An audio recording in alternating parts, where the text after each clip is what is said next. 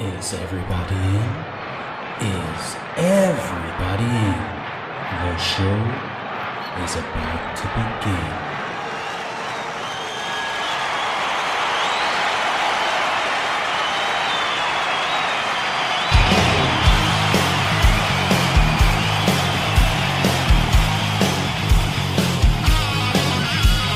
Welcome to the podcast, concerts that made us, interviews and stories, tales from the bus. We love taking you back to when it all went down. The greatest live shows and the cheering crowd sound. It's concerts that made us, concertsthatmadeus.com.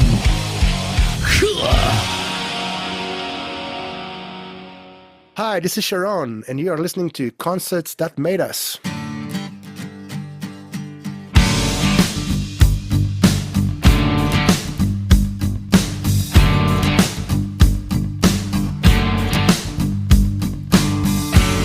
And when I think of time, my mind goes blank. I rest my head, it's all turning black. And as I drift away, I hear you call my name. My eyes turn blue.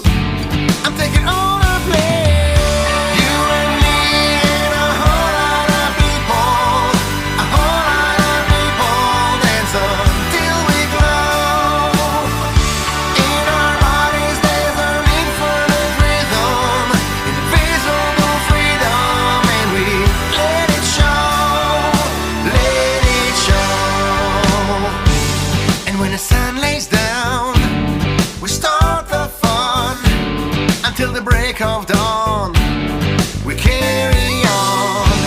It's not too late to stop. It's never late to join. It's not how far we give. It's only where we going. You and me and a whole lot of people. A whole lot of people dance until we glow. In our bodies there's an infinite rhythm, invisible freedom, and we let it show.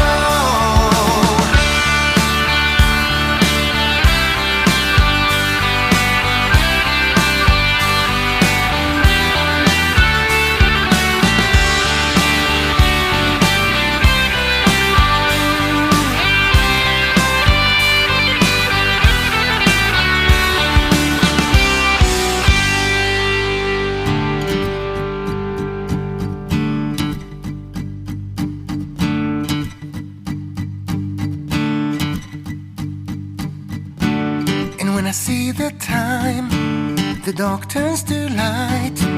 For now we say goodbye. We'll meet again tonight. You and me and a whole lot of people. A whole lot of people dance until we glow.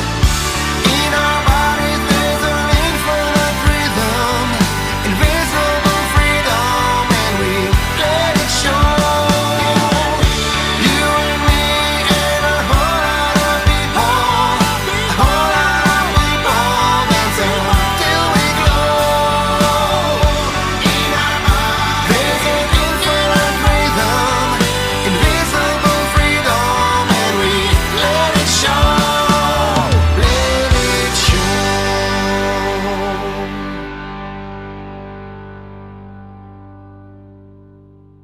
Sheron, you're very welcome to Concerts That Made Us. Thank you very much for having me. Happy to be here. It's great. Now, I'm looking forward to diving into your music over the next bit. Now, first off, you recently released the single Glow. It's a great upbeat track. You say it's about a musician and bringing joy to people. What compelled you to write this one? I was having a conversation with a young lady I produced an album for, I think it was about 16 or 17 years ago. And we were just having a chat about, what it is to be a musician, what it is to release music, what it is to be on stage. And that conversation led to me, thinking up the song. And basically that's, we're just having a conversation, and it led to me thinking there's going to be a good title. And we were talking about the hard work and the sweating, blood, sweat, and tears.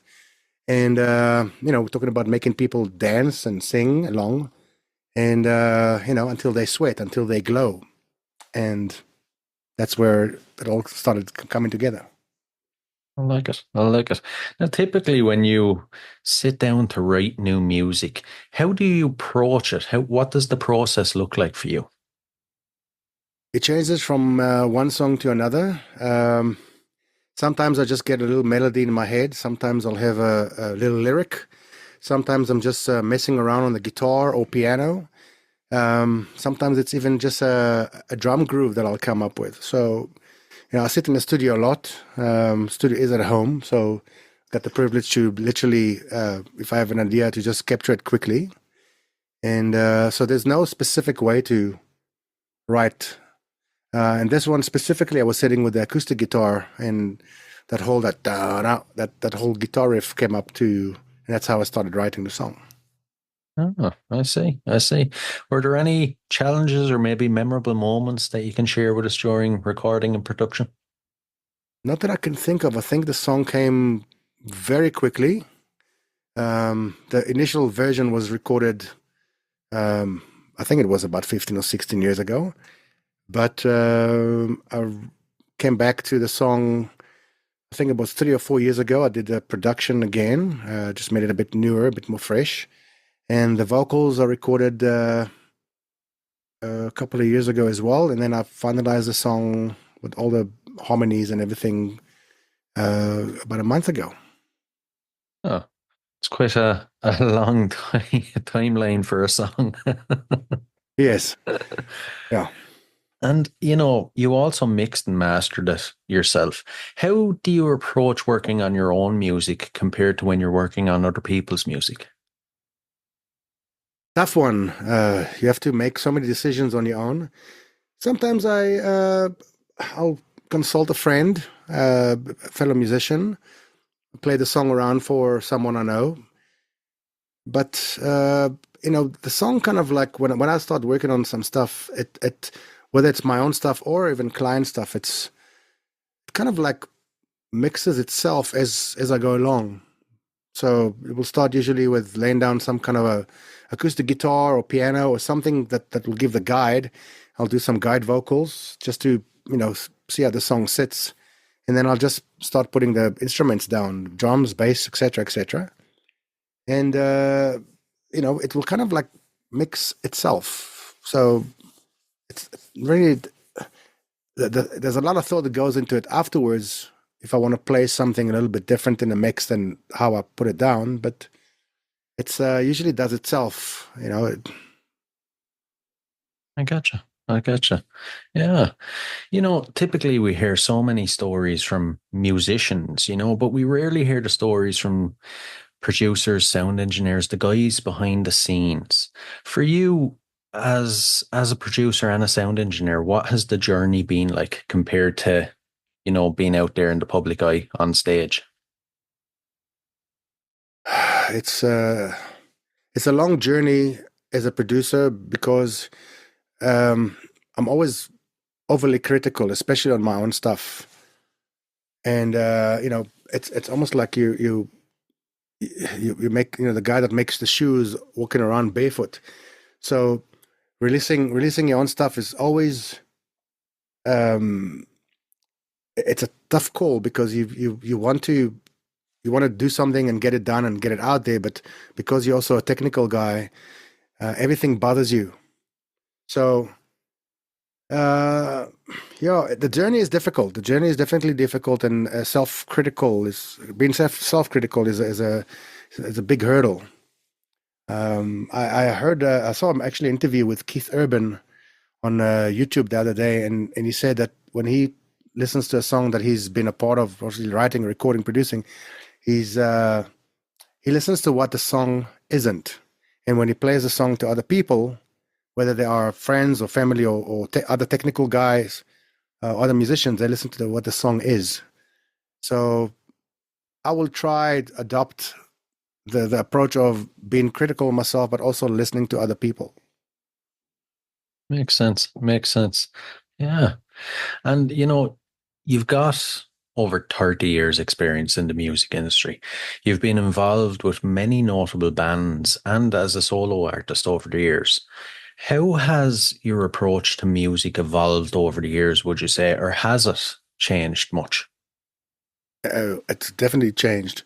When you rub shoulders with other musicians, I actually think, the way that we do things today, mostly alone, due to a lot of constraints, whether it's budget or anything else in the matter, rubbing shoulders with other musicians expands your views a thousand folds. I mean, you think you have something done, and it's never done, and sometimes just the slightest involvement of other people and seeing how other people do it can make a tremendous effect on how you see things. So yeah, I mean, being involved with other bands and other musicians, whether they were very big name bands or up and coming, I've always made an impact on how I see myself as a musician, because the interaction is extremely important. Trading fists, if you may, trading, like being in a ring with another guy teaches you how to be a better fighter. So I think without having extensive experience, I think I would definitely not be, you can't learn everything on your own. You have to experience things through other people's eyes as well. Very true. Very true. And if we dive back to the very beginning for a second, you came from Israel to South Africa. How do you think the South African landscape molded your sound, compared to if you had have stayed in Israel? How much different do you think it'd be? Wow, where do I begin? The land. Look, Israel is full of very, very talented and very skillful musicians, but the music scene there is ridiculously different. First of all, it's not in English, so it's not very universal. But it's very. I mean, there are bands that do mine kind of pop rock and roll, popular rock and roll. But South Africa has vast more,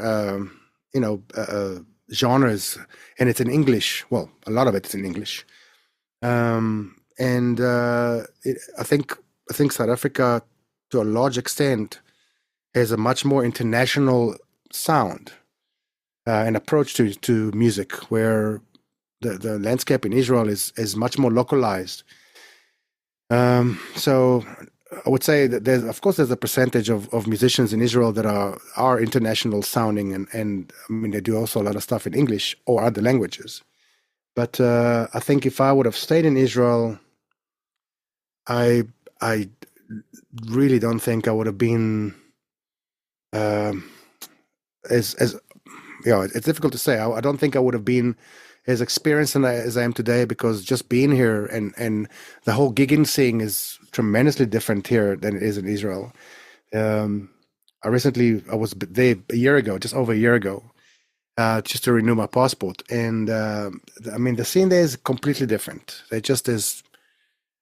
Yeah, it's difficult to describe it, but being in South Africa definitely has opened up my whole horizons to a gazillion other things that I don't think I would have been as a universal musician as I am today, especially due to being South African scene here for almost 30 years now.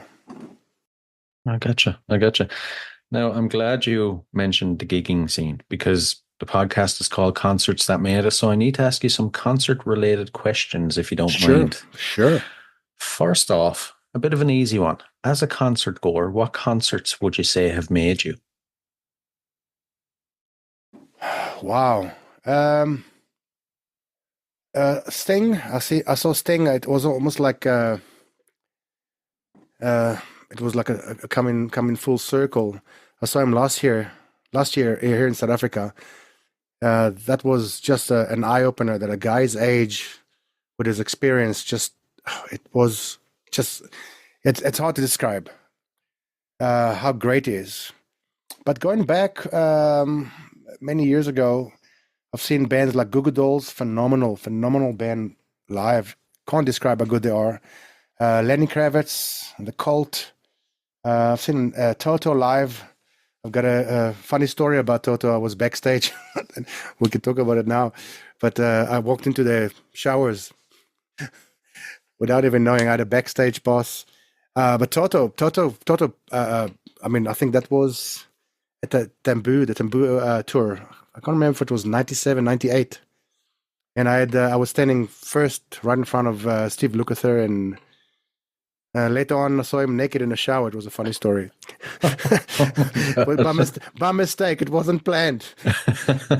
But yeah, I think Toto made a huge impact on me. But obviously, I also saw so many South African bands, you know, and most of them are my friends. Most of them I shared the stage with them one way or another, or seen them up, up and coming, up and rise into the industry. I mean, amazing bands like Just Ginger. It's a huge local band that actually opened up the scene to the white rock and roll in South Africa. Bands like Prime Circle, bands like Polytones. I mean, they're huge bands in South Africa, and some smaller bands as well. It's you learn a lot by watching. I saw a band, the same concert I saw Lenny Kravitz. There was a band called Springbok Youth Girls, and they were just something to behold. They were mental on stage. They were just incredible to watch, and they literally put up a show. So stuff like that. You sit and you watch, and back in, I think that was 1998. I was just 24, 25 years old, and it makes a huge impact when you see bands perform to that level. Another huge local band, Von der Boom. I mixed for them a couple of times also live, and every time, and we used to do the circuit with them back before they became famous, and every time I see them, they take me to school, they take me back to school. I learn things just by watching them, even after my experiences. These guys just amazing. So watching other bands, whether it's small gigs or big gigs, big concerts, something else. Definitely. I'd love to get your insight on something there. You mentioned a couple of very notable bands from South Africa, but I was kind of thinking, the likes of Prime Circle and the Parlotones, they're kind of known on an international scale. And bands like Vonderboom and Springbok New Girls, they're just as good, but they're primarily known in South Africa. They never made it to the international scale. Why do you think that is for some bands in South Africa compared to other bands? Honestly, I have no idea. I think that Springbok New Girls, I think they had one or two really, really good songs, like Blue Eyes. But also I cover a lot of South African music in my cover gigs, and that Blue Eyes is one of those songs I've been covering since it came out. I don't know why. I think specifically, maybe speaking of Nude Girls, they were breaking up a lot. I think there was a joke in the industry that they will break up and a month later will get back together. But that was a long time ago. The lead singer went solo, and I don't know. I really don't know why they didn't make it, because they had what it took. They could definitely go on it. Von der Boom, it's beyond me why. These guys, every one of them just brings the A game to the stage. They opened for a lot of big. They opened for Guns N' Roses when they were here a few years ago, and they were just amazing live. It's beyond me why they didn't make it. Another band I would love to have seen go very big was a band called Mr. Mustard, but they had a lot of internal issues, and I think that's the band that should have gone probably the biggest out of all the other bands. With no disrespect, all of the other bands deserve their everything that they, all the accolades. But Mr. Mustard is specifically the guy that fronted it, Mark Billing, which up until today is like a superstar for me. We meet occasionally. I go to see him play, or we meet for coffee or whatever in the studio or otherwise. And he's just one of those nicest guys, and just one of those amazing singer-songwriters that Why he didn't become fill in the blank, Keith Urban, Bon Jovi, whatever. Why he hasn't become that big is beyond me. Yeah, it's crazy. It's crazy. And for any listeners that haven't caught one of your shows in particular, what can they expect? Give us the full experience if you can. So primarily, I've been uh, doing cover music. So I love the technical side of things. So when you come to see one of my shows, I've got over 500 tracks that I work with, all self recorded. So high quality, audio, and the top 40 from anything from the Beatles times all the way to current stuff. And when there's requests, and that's something I definitely should do more, is throw in more some of my originals. But sometimes there are requests and I do some of my original music. But most of the time I do top 40 music, top 40 covers, and my aim is to give people a good time and fill the dance floor if it's one of those venues. Otherwise, sometimes I do the smaller restaurants, easy listening stuff, um, and that's experiences more to enjoy the listen. But and sometimes the gigs are sometimes like a big rock show. Depends on the venue, depends on the crowd. It all depends on what the venue is allowing to happen. Sometimes you get hired just to do a small show. Sometimes it's you must rock the house. True, true. Now, besides audience numbers, what makes a good show for you?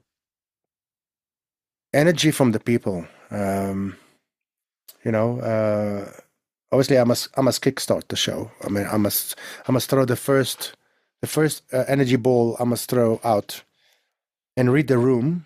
Obviously, because every crowd is likes to listen to different things. Every venue has a different crowd demographic sometimes. Even though there's specific songs that almost always work. But a successful show is good communication with the crowd and not necessarily talking to the crowd, although that's a bonus as well. But just reading the room and giving the people what they came to endure, what they came to enjoy.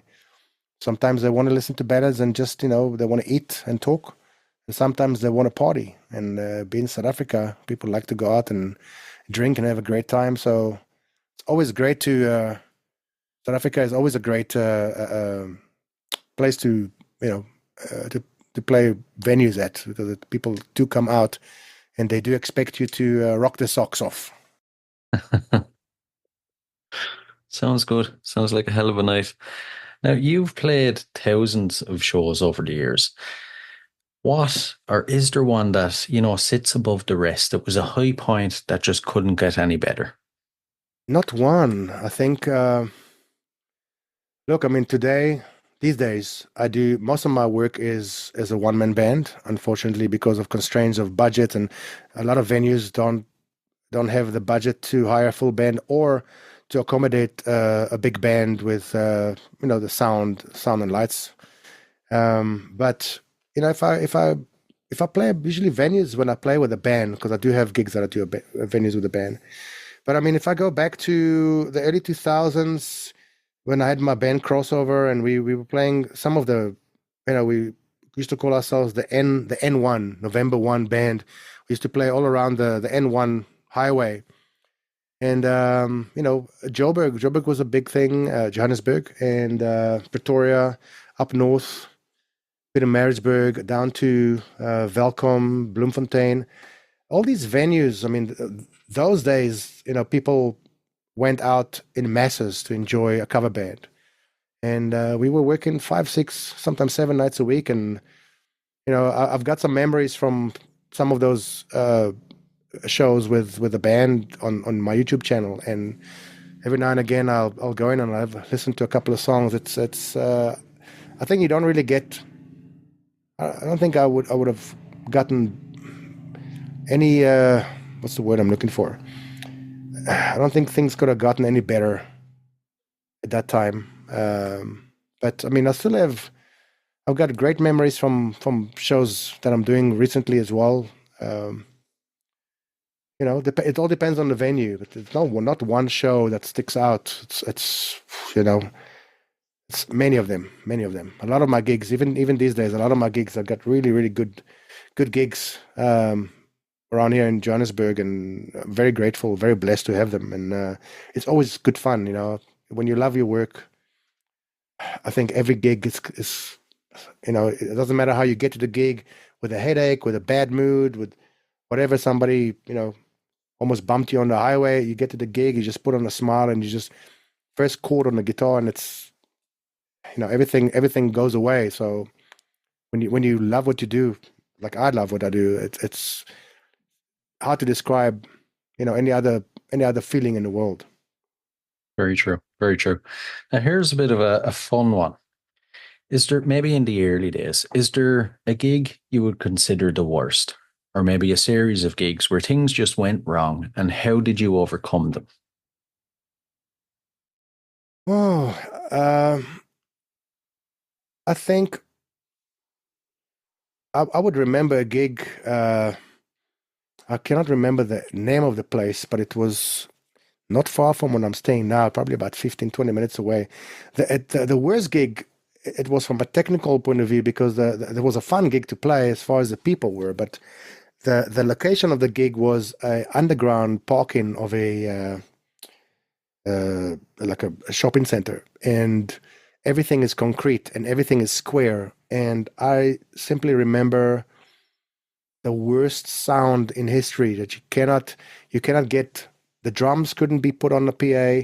The vocals were feeding left, right, and center, because concrete and glass is probably the worst, uh, to play when you're surrounded by these materials.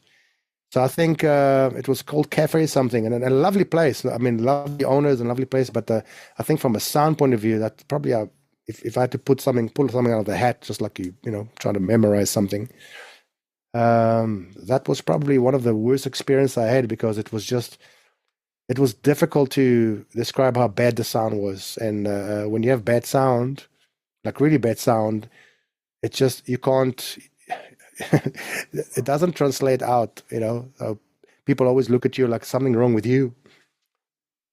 I get you. I get you. Well, luckily, they don't happen. They don't come around every day, the bad gigs. No. Now, before we dive into the last couple of questions, future plans, what can you share with us? More music, gigs, anything happening? Yeah, so yeah, I know I started with my music very early, but I've never released my music early enough. So I'm now concentrating. Pretty much my whole focus point is my own music. The last 2 days I spent with my son, who is 23. His name is Daniel.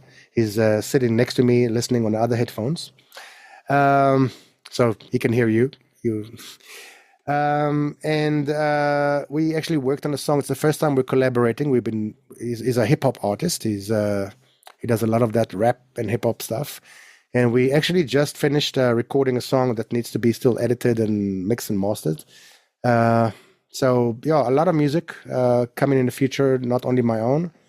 I'm also collaborating with an artist in Cape Town, doing a production for him. And but yeah, basically, I mean, shows every week. There's shows every week. There's gigs. Sometimes this weekend I'm only doing one for some reason. Last week I did six. The weekend before I did five. The weekend before I did 6 or 7. It changes from week to week. I think 2 weeks from now I'm doing again 6 or 7 gigs. Every week is different. So, but concentrating my whole efforts now into just making it week to week from the gigs, and then writing, recording, and releasing as much music as possible. I like it. I like it. I have to ask now, is there any chance of a collaboration going the other way with Daniel? Can we expect any rap or hip hop from yourself? Uh, yeah, I don't know. I mean, you can hear my accent, right? So, uh, I don't know. He's gonna do some little. There's a bit on one of the songs that I've written back in 2003, and there's a bit there that it's more like a talking thing that I've already done, but I want him to try to do a little bit of his way on it. But on the other way around, I don't know. I think it's He's nodding his head, going, "It's a good idea."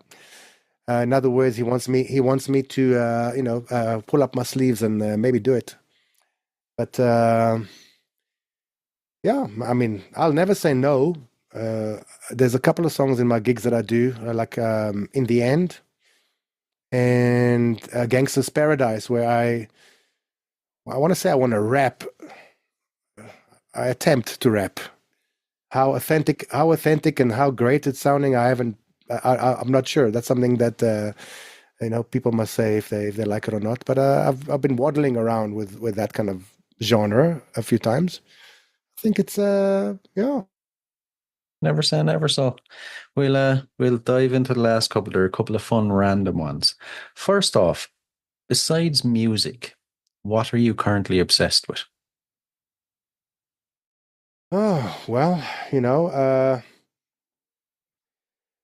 self-reflection, self-growth, knowing yourself. Um, getting to be a better person towards myself and towards my surroundings, towards the people around me. It's always good to do some self-searching, soul-searching, and grow yourself as much as possible. I don't think there's anything I'm really more obsessed with specifically, but besides, I'm trying to be as the best father I can be because, looking back, you always find faults in how you're a parent, a father, and I'm trying to be a better father. And my other obsession, obviously, my cats. I've got only three, and they are pretty much the love of my life at this stage. Been for a long time. Other than that,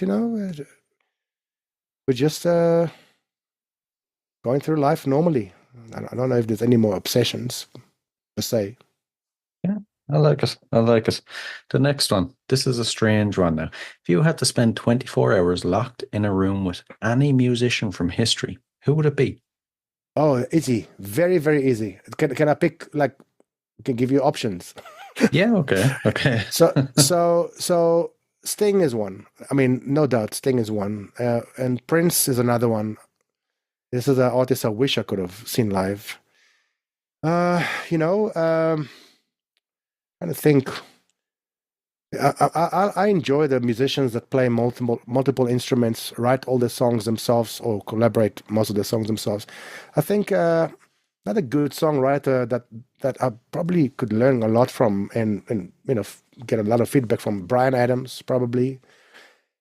But even going back, any one of the Beatles, every one of the Beatles, um, and also because I'm a guitarist, any one of the top guys in the industry, the guys like Joe Satriani and Steve Vai, and those guys that Gary Moore. Oh my goodness. And then obviously my two favorites is David Gilmour and Mark Knopfler. So, you know, any one of those, if I could just get 10 minutes from their precious time, I would be in a different, I would be floating on a cloud. Yeah, yeah. Be quite a dinner party if you could get all of those in Oh, the room at one oh, time. oh, please can you please can you sound like you stay close to some of them, so please organize a dinner. And please come join. Please come join. You'll be the guest of honor. I'll try my best. So, and the final question: what's your go-to album? An album you constantly revisit? Oh, it's also difficult. I can't remember the name of the album, but Collective Soul, the one that had Shine on and Where the River, not Where the River Flows. I think it was, yeah, Where the River Flows. It had that the blue and red packaging. That's a great album. Obviously, almost anything that Sting made, everything that Prince made. I listened to a lot of Bon Jovi from the earlier days, although it's not really my genre, but I love the sounds he got. Drum sounds always amazing there. Vocal sounds always amazing there. Yeah, it's difficult, because there's so many. Matchbox 20. Oh my goodness. if I had to like aim to be like someone, to sound like someone, probably they will fall into that category more than most other people. While other people have been an inspiration, if I'd like to sound like another artist, another band, probably Matchbox 20 will be on the top of the list, top two, top three. I like it. I like it. That's a band we definitely don't hear enough of anymore. Right? It's Yeah, I mean, and they're great. I mean, they're great as a band. Rob Thomas, whatever he did was great. I mean, I cover quite a few of their, songs, including what he did with Santana, the Smooth song. I've got one of his from his first album. I can't remember the name of the song now. Catch me off guard. But got one of those songs as well. Yeah, he's just, and it's not even close. I mean, I don't have the vocals like him. I don't sound anything like him. I love how he puts his music across. I love how the whole band gets involved in the music, and it's something about how they do things that just almost like they got this like elusive magic potion that just seems to work. Amazing songwriters, amazing everything, and I don't think anything they done sounded off or bad, or it's hard to get that. Especially we're talking about stuff that's been done for 20 years ago. Most of their stuff, it's not even that current, and anything new. Oh man, Ed Sheeran. Ed Sheeran is a huge. I mean, he's just something else, isn't he? I mean, he's just one of those guys that it's almost like he's, when he walks around, he's like picking the notes out of his footsteps. That's how I think that's how musical the guy is. absolutely. Absolutely. He's a guy that seems like he can't do anything wrong when it comes to music. Right? I mean, and he came here. I didn't go to see him because I was gigging as well, but he came here and he played acoustic by himself with a looper for 60,000 people. I mean, really. I mean, and I think he had 2 or 3 sold out shows. It's ridiculous by himself. Daniel just said to me that show that he went to see him, so he seems to have enjoyed. I mean, I think, and just to stand alone like this in front of so many people, it's a thing, right? It's Absolutely. usually you got your bandmates to back you up, but I mean to stand by yourself and just come up with all these parts by yourself with the looper or acoustic, it's just I mean, I saw one of his shows live on I think it was on YouTube or something, and right in the beginning, when it started to become famous, and just blew me away how he does things. And I'm not a looping artist at all. That doesn't appeal to me at all. But yeah, he's great. Really, really Absolutely. great. Absolutely. Listen, Sharon, this has been an absolute pleasure now. Thanks a million. No, thank you very much for having me.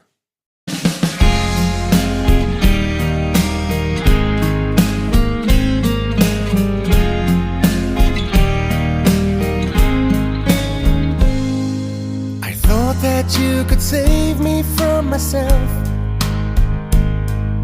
I hope that I could be your lion. Each step along the way was such a mess. Only hurt was on for sale, and I was buying. I wanted you to know that I was good.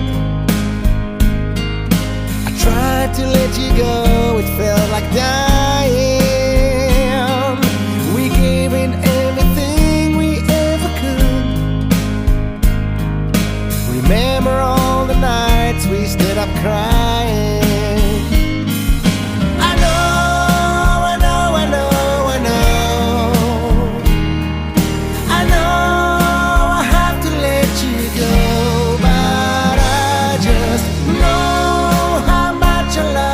So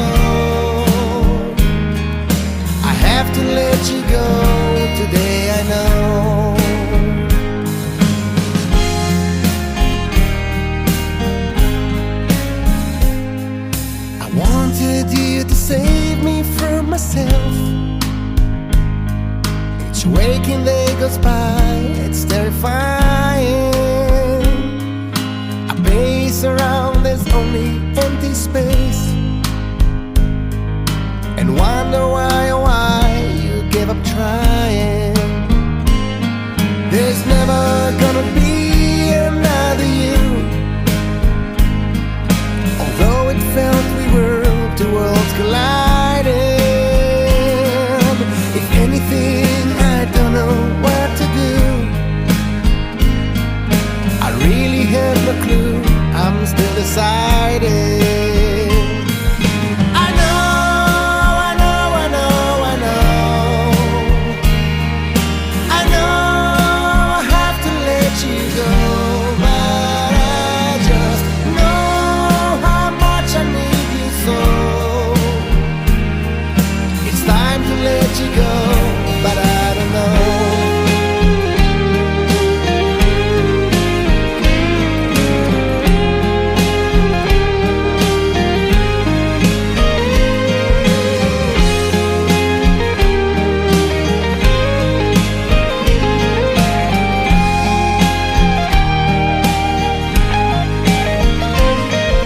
I know, I know, I know, I know,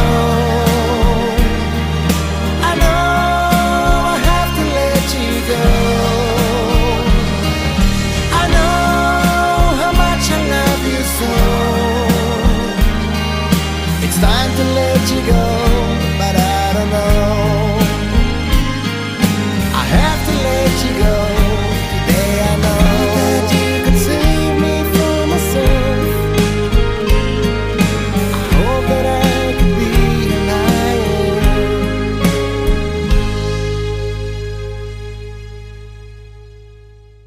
Hey guys, I really hope you enjoyed this episode. If you did, please rate and review us on iTunes and Spotify. And if you're interested in signing up to Band Builder Academy, use the link in the show notes below and enter the code CONCERTS and you'll receive 10% off. So, until next time, keep rocking.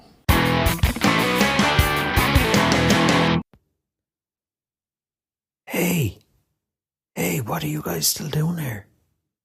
The show's over. It's over. You can go home. Go on. We'll see you next time. We'll be here.